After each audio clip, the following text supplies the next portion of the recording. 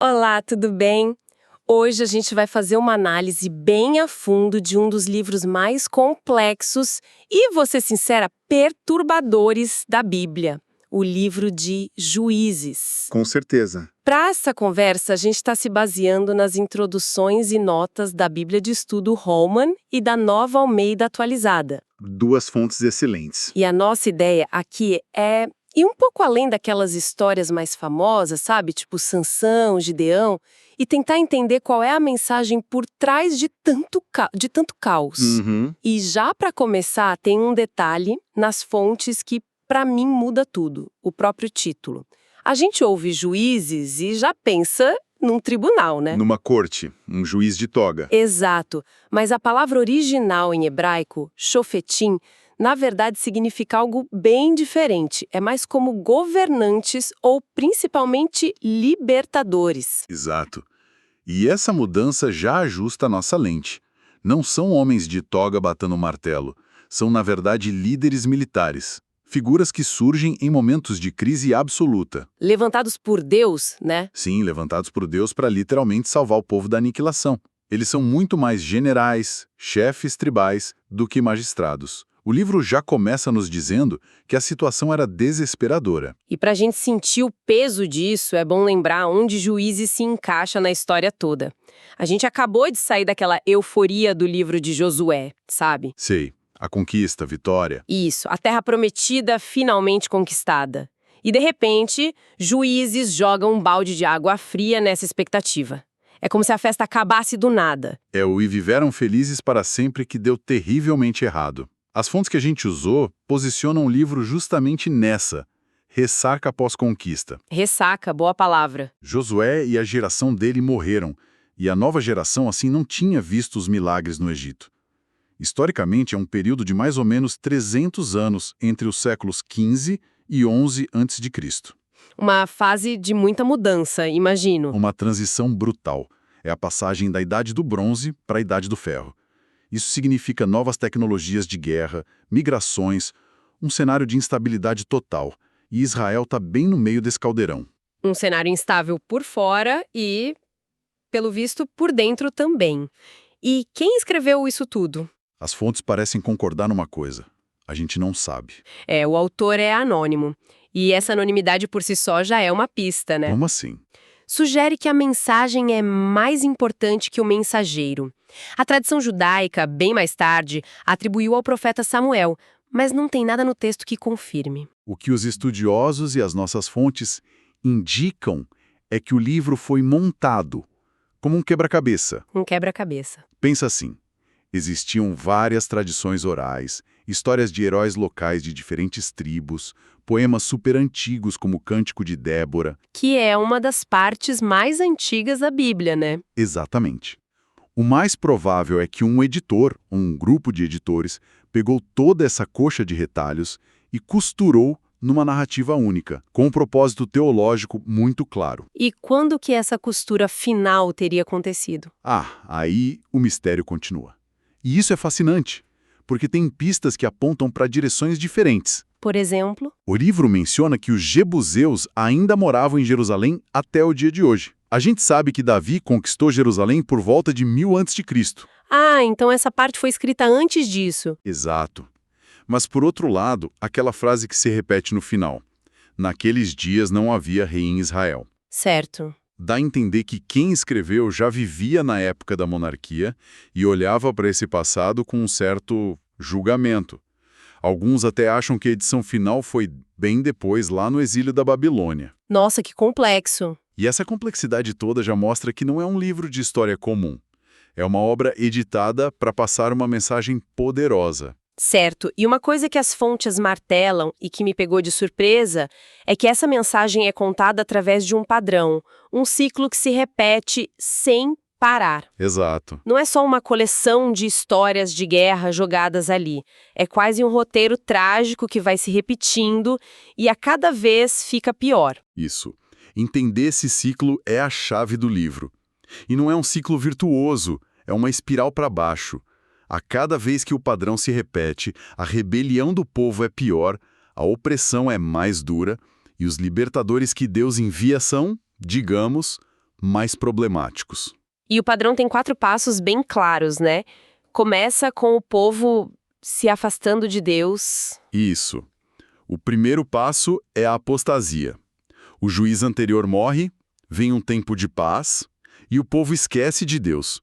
Começam a adorar os deuses dos cananeus como Baal e Aserá. E aí, como consequência, Vem o segundo passo, a opressão. O texto é bem claro nisso. Deus permite que uma nação inimiga venha e domine Israel. Filisteus, midianitas. é como se os problemas antigos voltassem para assombrar eles. Perfeito. E aí, no meio do sofrimento, eles se lembram de pedir ajuda. É o terceiro passo, o clamor. Eles clamam a Deus por socorro. E Deus, em sua misericórdia, ouve. O que leva ao quarto e último passo do ciclo, a libertação.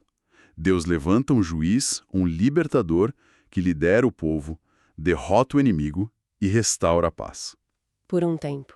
Por um tempo, até o juiz morrer e o ciclo começar de novo. Só que geralmente de uma forma pior. Nossa, isso muda tudo. Quer dizer, o livro não é uma celebração de heróis, é um diagnóstico teológico. Exatamente. Cada história existe para mostrar esse declínio moral e espiritual. O caos não é por acaso, é apresentado como uma consequência direta das escolhas do povo. Precisamente. O autor está usando a história para argumentar. Fidelidade a Deus leva à paz. Infidelidade leva ao caos. É uma teologia da história muito, muito clara. E já que você falou que os libertadores ficam mais problemáticos, vamos falar deles. Porque o mais curioso é que para um livro cheio de heróis, as fontes deixam claro que a intenção não é que a gente admire a maioria deles. Pelo contrário. As falhas deles parecem ser o ponto principal. Gideão, por exemplo. A gente aprende na infância que foi um grande herói. Gideão é um caso clássico. Ele é chamado por um anjo de homem valente, mas onde ele está? Escondido. Escondido, malhando o trigo no lagar, onde se pisa uvas, para não ser visto pelos inimigos. A primeira reação dele é de dúvida, de medo. Ele pede um sinal a Deus, depois outro. Os sinais com o lovelo de lã. Isso. Uma insegurança tremenda. E o final da história dele é o mais chocante. Depois daquela vitória incrível, com 300 homens, ele recusa ser rei, o que parece nobre, mas logo em seguida ele pega o ouro da guerra e faz um objeto, um éfode, que vira um ídolo. O texto diz que todo Israel se prostituiu seguindo-o e que aquilo virou uma armadilha para ele e para a família dele. É muito irônico. É uma tragédia. O mesmo homem que derrubou o altar de Baal na casa do pai é o que constrói o próximo objeto de idolatria. Ele liberta o povo, mas planta a semente da próxima crise. A mensagem parece ser que vitórias militares não consertam um problema que é do coração, sabe? Faz todo sentido. E o Sansão, então, ele leva isso a um outro nível. Ah, o Sansão? A história dele parece muito mais uma tragédia pessoal movida à vingança do que um plano de Deus.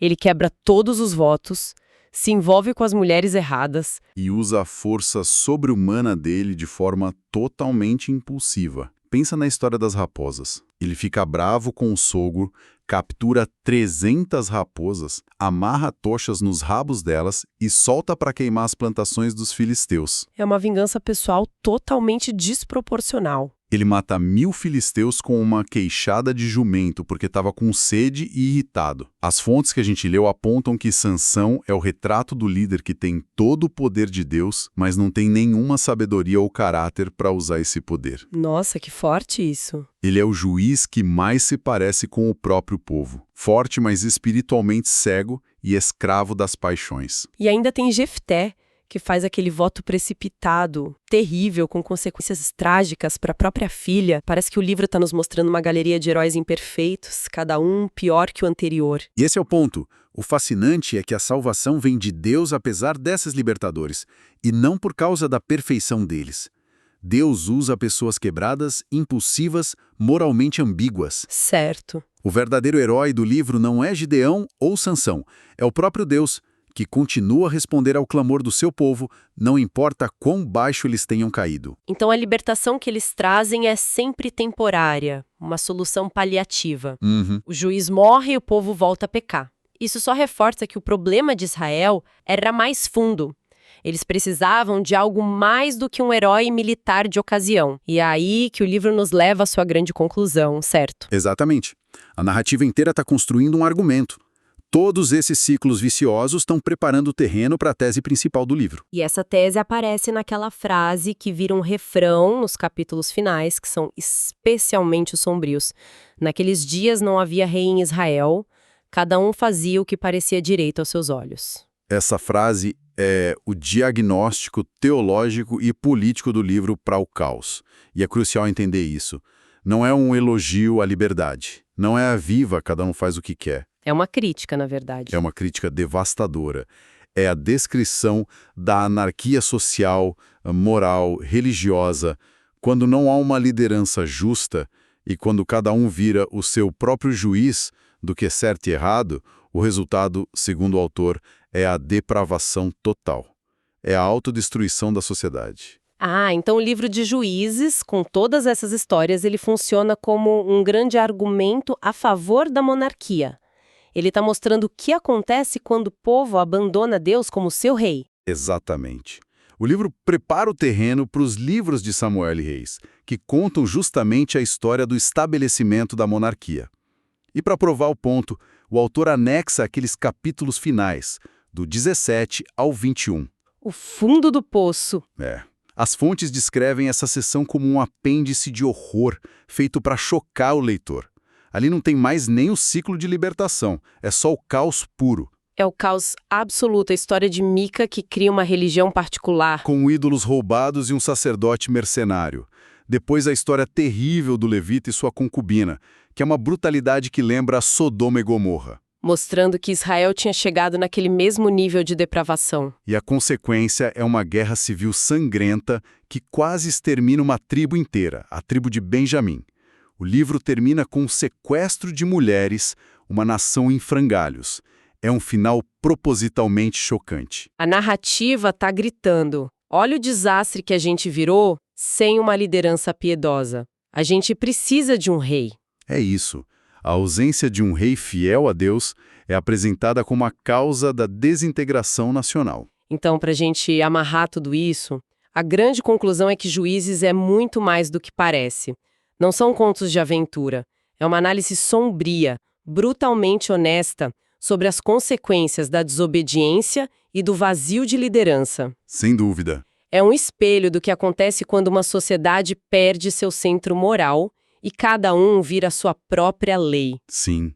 Mas o que é fascinante e que a gente não pode perder de vista é a tensão que existe no livro. De um lado, essa espiral de pecado e fracasso humano, mas do outro, a graça de Deus também é um tema central. É um contraste, né? Um contraste poderoso. Repetidamente, apesar de toda a infidelidade, Deus responde ao clamor deles.